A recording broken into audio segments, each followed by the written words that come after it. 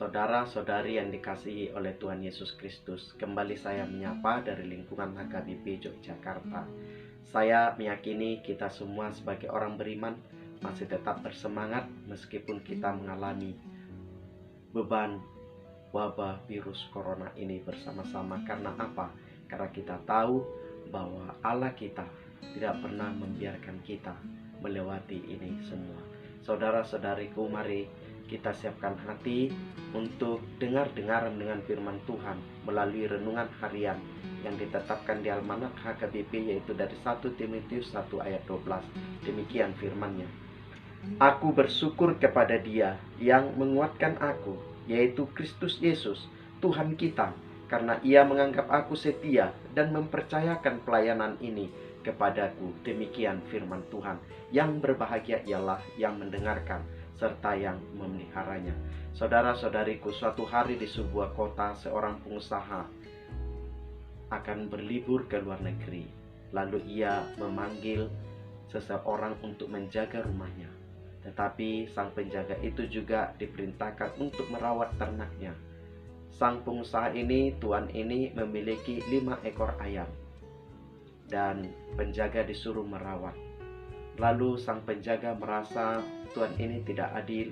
Dia penjaga rumah kok sekaligus penjaga ternak. Dan penjaga ini juga merasa bahwa tuannya kan ke luar negeri.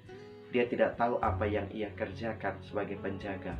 Lalu sang penjaga ini memutuskan tidak memberi makan ayam, tidak mengurus ayam-ayam tersebut. Lalu selang beberapa hari, ayam-ayam tersebut mulai mati satu persatu, hingga tinggal 1 ekor saja. Sekitar 3 minggu kemudian, sang tuan, sang punya rumah, menelpon penjaga itu. Dia berkata kepada penjaga itu agar semua ayam ia miliki itu diambil menjadi milik penjaga itu, supaya dibawa ke rumahnya. Lalu menyesallah sang penjaga itu, karena ia ternyata tidak merawat ayam itu.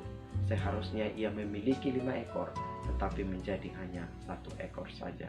Saudara-saudariku yang terkasih, Paulus dalam teks yang kita baca, dia memberikan surat kepada Timotius sebentuk nasihat, sebentuk motivasi, sebentuk keteladanan. Paulus berkata ia bersyukur kepada Tuhan yang telah memberi kekuatan dan yang telah mempercayakan pelayanan pemberitaan Injil kepada Paulus.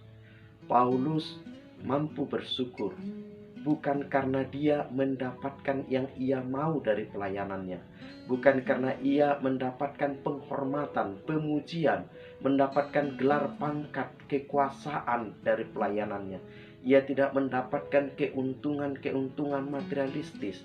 Dia tidak mendapatkan ragam kesenangan-kesenangan secara kedagingan. Bahkan Paulus selama pelayanannya, ia mendapatkan penderitaan-penderitaan yang dahsyat. Ia ditolak, ia diusir, ia terombang-ambing di laut, ia bahkan dipenjarakan, saudara-saudari. Tetapi dalam keadaan itu, ia bersyukur kepada Tuhan yang mempercayakan pelayanan itu kepadanya, karena ia setia atas pelayanan yang dipercayakan Tuhan. Saudara-saudari, di tengah wabah virus corona ini, bagaimana kita sanggup bersyukur? Bagaimana kita sanggup berkata, aku memuji Tuhan dan bersyukur kepada Tuhan? Di tengah wabah virus corona ini, kita sedang dihadapi pembatasan-pembatasan, ragam penderitaan, tekanan secara psikologi, tekanan juga secara ekonomi. Kita sekarang sedang terhempas ke dalam badai yang begitu dahsyat. Tetapi orang yang beriman, ia tidak menunggu badai surut, ia tidak menunggu badai berlalu, tetapi dia akan tetap bekerja, berkarya, berjalan di dalam badai itu. Bahkan dia belajar bernyanyi dan menari di tengah-tengah badai itu. Karena apa? Karena dia tahu Tuhan yang mengizinkan itu terjadi, dan dia lebih tahu dan yakin Tuhan memberikan kekuatan untuk melewati itu semua. Saudara-saudariku yang terkasih, sebagai orang beriman, kehidupan ini adalah panggilan, kehidupan ini adalah pelayanan. Mari kita pakai selagi kita hidup untuk melayani, untuk menyaksikan kasih setia Tuhan di tengah-tengah kehidupan ini.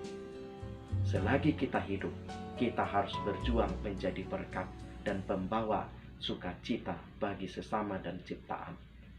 Tuhan Yesus menolong menguatkan kita. Horas. Amin.